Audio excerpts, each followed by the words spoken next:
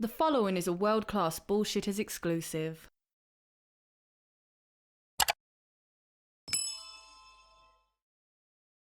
Way back in the early 1980s, Mattel conjured up Masters of the Universe from the crucible of the toy aisles, crafting He-Man as a muscle-bound answer to declining Star Wars action figure sales. With a vibrant cartoon to sell toys, they gave kids a blonde barbarian who swung the power sword and preached teamwork, turning Saturday mornings into epic battles against Skeletor. We ate it up, amassing figures and dreaming of Eternia. Now, decades later, as Amazon MGM Studios readies a live-action Masters of the Universe film for June 2026, you'd think we'd be storming Castle Grayskull with excitement. Instead, we're squinting skeptically. In today's video, we'll discuss He-Man, dissect the lukewarm response to the teaser image, unpack the Netflix Revelations fiasco, weigh in on Hollywood's spotty track record with reboots like G.I. Joe. But before we do, hit that thumbs up button, subscribe, and I got a question for you. What do you do when online outrage turns people into literal monsters? You call the Wokebusters. Wokebusters is a laugh-out-loud comic book parody that zaps all the terrible tropes of modern entertainment and lampoons society's lamest aspects. This 100-page epic graphic novel has been called hilarious, action-packed, well-crafted, and beautifully drawn. But don't take my word for it, see for yourself. Fans are loving it so much they're sending me fan art, which is a surreal first. Don't miss out, join them today. Head on over to WokebustersComic.com right now, which is powered by Shopify, so you get the reward-winning safety and security, and grab yourself a copy of the funniest graphic novel of 2025, Wokebusters. They're here to save society from itself. You know that feeling you get when you think about Masters of the Universe and you're instantly transformed into a kid again, playing with the He-Man action figure, battling Skeletor in your backyard? For those of us who grew up in the 1980s, He-Man wasn't just a cartoon or a toy, he was a hero that defined childhoods. The animated series, running from 1983 to 1985, gave us Prince Adam transforming into He-Man, defending Eternia with his power sword, and a moral lesson at the end of every episode. It was simple, it was epic, it was perfect. Now as adults, we're still hooked, collecting vintage figures, hitting up conventions, and maybe even showing our kids an old videotape or two. The love of Masters of the Universe is strong because it takes us back to a time when good guys won and evil got a swift kick in the keister. So when Amazon MGM Studios announced a new live-action Masters of the Universe film hitting theaters, you'd think we'd be over the moon. But here's the truth. We're a little nervous. Our excitement is mixed with doubt, and we need to talk about why. Let's start with this first image from the film. A few days ago over on Instagram, actor Nicholas Galitzin shared this photo of him as He-Man. It's not the campy He-Man we all grew up with, but it looks mildly interesting. But the response on social media has been, well, let's say a little less than positive. With most fans commenting that He-Man doesn't look jacked enough. That's fair when you have Dolph Lundgren playing the original version, but this is 2025, and well, everything must be smaller, including He-Man, I guess. Beyond the physique, others are hesitant to accept this film because of the rumor that the story starts with Prince Adam crashing onto Earth as a kid and living there for 20 years before heading back to Eternia. One fan on the For Eternia site put it bluntly, "We want Eternia's castles and magic, not Earth." That image, as cool as it looks, doesn't show us the vibrant world that we love, and it's got us wondering if the film will capture what made Masters of the Universe so special. We're cautious because we've been burned before, and we're not ready to hand our hearts over just yet. Now this is very valid. Remember a few years back to 2021 and Netflix's Masters of the Universe Revelations? We were told it would be a love letter to the original series, a continuation of 80s childhood adventures. Instead, it felt like a gut punch. Kevin Smith's show pushed He-Man to the sidelines, focusing on Teela's journey after Adam's supposed death. Very few of you liked it. Some of you liked Teela's arc and the slick animation, but for the rest of us, it felt like a betrayal. He-Man's the hero, but why was he barely on his own show? Over on IMDb, Revelations scored a 5.6 out of 10 with over 30,000 votes, with reviewers calling it misleading and a slap in the face. Of course, social media blew up with fans slamming it as woke for prioritizing female characters and straying from the straightforward heroism that we all love. The follow-up Revolution in 2024 did a bit better on IMDb, but with fewer votes, it's clear that many had checked out. Fans felt lied to, like the creators didn't get what Masters of the Universe meant to them. And the sting hasn't faded, and that's exactly why we're not diving headfirst into the hype for this new film. Here's the thing. Our hesitation isn't just about revelation, it's about a pattern.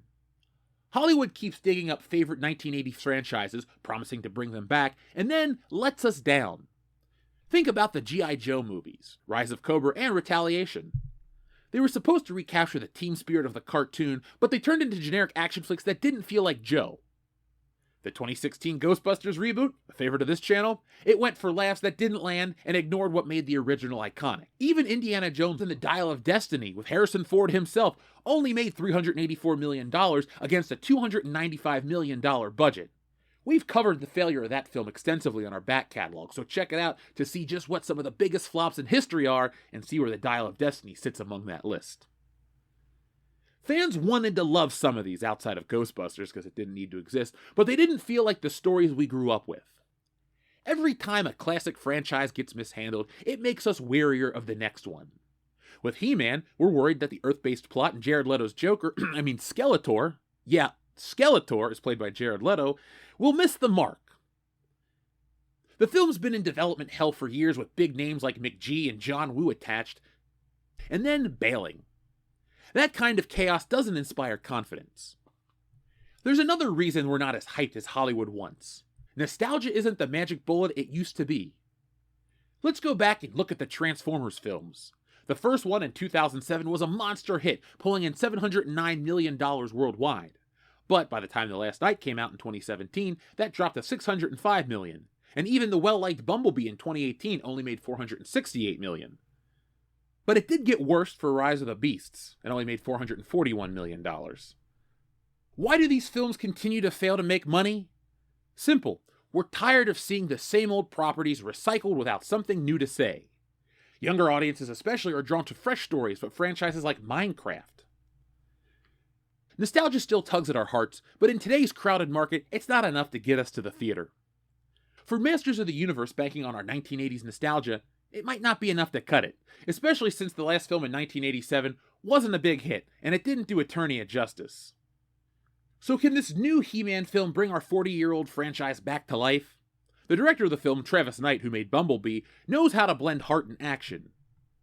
And for the most part, the cast seems pretty solid, and it shows that Mattel Films isn't messing around after riding the high from Barbie, which made over $1 billion just a few years back. They want He-Man to be the next big win. But can it? The Earth-based story has some of us worried that it'll feel too grounded and too far from Eternia's magic. Dungeons & Dragons Honor Among Thieves in 2023 was okay, but it only earned about $200 million against a $150 million budget, proving that it's tough to revive niche properties. To win fans over, this film needs to nail He-Man's clear-cut heroism and Eternia's wild, fantastical vibe while giving the story that fresh feel. We want to believe in it, but it doesn't seem to be there just yet. This brings us to the bigger question. Is there still a future for adapting old properties, or should we just let them go? When it's done right with films like Barbie or the Super Mario Bros., which also made over $1 billion in 2023, these adaptations can be huge. They respect their roots, but speak to today's audiences. But for every Top Gun Maverick, which mixed legacy and new ideas, there's The Flash, which barely scraped by with $271 million despite bringing back Michael Keaton's Batman. We're tired of seeing our childhoods mishandled, and it's making us wonder if Hollywood should focus on new stories instead. Masters of the Universe could prove that there's still life in Eternia if it captures what we loved. But if it stumbles, it might be a sign that our 1980s heroes belong in our memories, not on the big screen. Fans are hesitant because they love Masters of the Universe too much to see it hurt again. Those who grew up cheering for He-Man want this film to work, to feel like the coming home to Eternia. But after Revelation and a string of disappointing reboots, we're keeping our shields up. Hollywood needs to show fans they understand why we fell in love with He-Man in the first place and how it takes us back in time. Until then, we'll be waiting and hoping by the power of Grayskull that this film doesn't suck or shit the bed. And maybe, just maybe, a new generation of He-Man fans will be born. Then again, if a frog had wings, it wouldn't bump his ass if it hopped. So folks, what did you think of the new He-Man image that was released on social media? A lot of you over on the official WCBS Twitter, which you can follow at TheWorldClassBS, had a lot to say about it, and I wanted to make this video to let you know what I think about all of this stuff. Nostalgia is a great, powerful tool, but it can only get you so far, almost to the top, but you have to have a good story and a purpose of why you're making these films. So folks, I'm going to get out of here. I'll be back next time with more. Thank you for watching. One more time, hit that thumbs up button, subscribe to the channel, and check out one of our graphic novels. I wrote them, I drew them. If you're a 1980s kid, you're gonna love Stealing Solo and Wokebusters. In Stealing Solo, a group of disgruntled Star Wars fans kidnap Harrison Ford and force him to remake Star Wars in their basement, and Wokebusters is a parody of today's world. It makes fun of all the trends of modern entertainment in a Ghostbusters-style package. So if you love the jokes, if you love the car, if you love the tech, if you love the brotherhood and the camaraderie of Ghostbusters, well then you're gonna love Wokebusters. But until next time, folks, be smart, be safe, be cool, but always be excellent to each other. Thanks for watching today's video. Yes, it's over, but don't cry because there's more, a lot more from World Class Bullshitters, and there's only one way to get it. Hit that subscribe button below. When you do that, you'll get notifications and updates from World Class Bullshitters every time we go live. Basically, you won't miss anything.